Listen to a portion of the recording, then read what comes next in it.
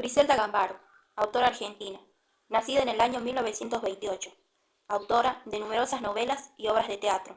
Conoció el exilio durante la dictadura militar y en su regreso, en el año 1982, se estrenó una de sus obras más importantes, llamada La mala sangre. La mala sangre relata la historia de una familia durante el segundo gobierno de Juan Manuel de Rosas, en 1840. Benigno, un padre autoritario, una madre sometida, Dolores, la hija, que espera la llegada de un profesor, Rafael, un joven instruido y jorobado, y también Fermín, un criado, servil e inescrupuloso.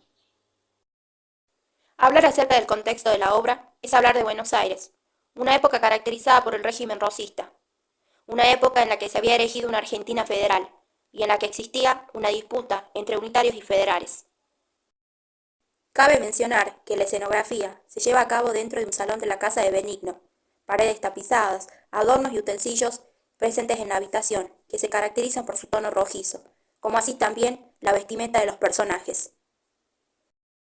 Un color rojo, que tiene un sentido simbólico y que hace alusión a los federales, representando aquellas características propias de los seguidores federales que fueron asignados por los íconos de la generación del 37.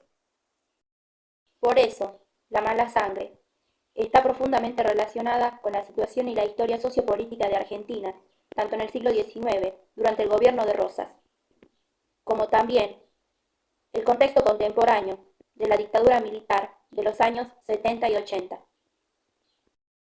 Es así que la autora Griselda Gambaro, en su obra La mala sangre, aborda temáticas como el amor, el abuso de poder, el miedo, la indiferencia y la violencia como temas que no son completamente ajenos, estableciendo una relación entre el pasado y el presente. 17 de agosto de 1982 subía en escena en la sala del Teatro Olimpia de Buenos Aires La mala sangre de Griselda Gambaro.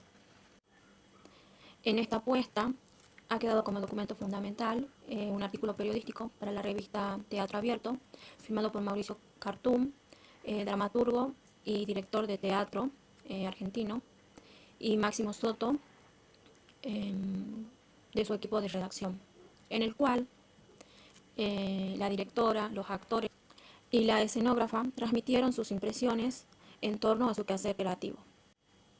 La puesta en escena tuvo un éxito insólito y se debió en gran parte a la coyuntura política e ideológica, el tratamiento del tema represión y la figura o referente histórico Juan Manuel de Rosas y su familia, fácilmente reconocido por el espectador lector inmerso en la sociedad argentina, y que el montaje intentó intensificar en el llamado teatro histórico y de sus paralelismos entre el pasado y el presente. Por otra parte, Miguel Ángel Gilia lo denomina como una interrelación entre el teatro y la sociedad. Por su parte, Gerardo Fernández incluye La mala sangre dentro del apartado que denomina dictadura y dramaturgia, como ejemplo del texto dramático de uno de los principales exponentes de la llamada generación del 60. Por lo cual, La mala sangre se escribe y se estrena, aunque dentro del periodo de la dictadura, en un momento de decadencia del régimen del terror. A mí me tocó el apartado 2 que se titula La mala sangre o la posibilidad de decir no. La obra de Gambaro es una profecía perturbadora, o sea, portador de un estilo que sea como fuere menos abstruso y tornándose más realista a la hora de desentrañar las zonas más oscuras de la historia argentina, como por ejemplo el abuso arbitrario del poder, el miedo y la fragilidad de la vida.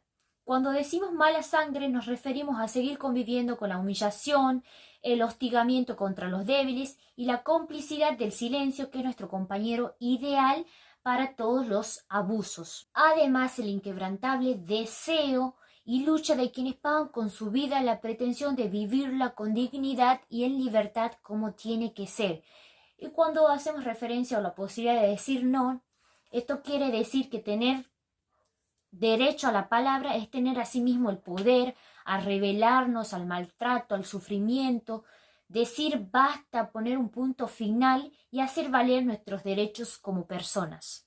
Exige una visión crítica y en situaciones que plantean, son pesimistas, pero exigen tanto al lector como al espectador. Eh, Analizan, lo que importa es el análisis, el cuestionamiento y el porqué, y es una obra dramática que involucra la pasión y el compromiso, como un hombre pasivo le cuesta asumir responsabilidad, el compromiso acerca con otras personas o con sí mismo también. Bueno, las fuerzas opresivas son las que son las que afectan la identidad de la vida. Y bueno, acá vamos a hablar de una inocencia, como es la inocencia en un mundo sangriento. Uno de los directores escénicos argentinos, como Alberto Ure, habla de la ingenuidad voluntaria, eh, y bueno, y habla también, hace referencia al fracaso, que después eh, Malena La Sala la va a hacer referencia y va a hablar sobre el fracaso, que bueno, lo va a llevar a cabo a eso.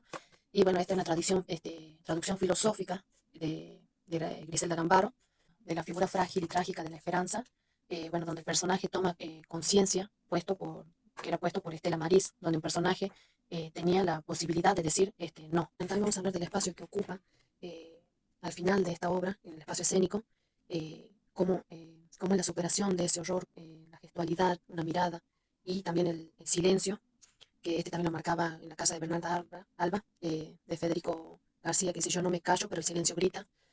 Bueno, en el escenario era oculto, era crítico oculto y estaba ambientado en el pasado. Eh, bueno, siguiendo también el poder, bueno, que tenía el padre de Dolores, que lo podemos hacer referencia más o menos al tiempo de Rosas. Y bueno, y también cómo aquí permiten cualquier ropaje, la vestimenta en sí, eh, para hacer, digamos, referencia a lo visible, y cómo también ocultan la realidad. Bueno, también el signo hay que destacar también el simbolismo del color de la vestimenta, como decir el rojo, que hace referencia a la muerte, a la sangre. Ya da más o menos a lo que se refiere el título, que es La mala sangre. Y bueno, esta obra está compuesta por 8 escenas, bueno, de una tensión insostenible en realidad, porque se da entre Dolores y Benigno, que era el padre, y cómo Dolores pelea por alcanzar su identidad, la libertad y su identidad y la libertad con el único apoyo que ella tenía, que era el de Rafael. Bueno, en esta última parte del texto, esta obra aborda temas como la lucha por la libertad individual, la resistencia de la opresión ante un contexto de poder y sumisión.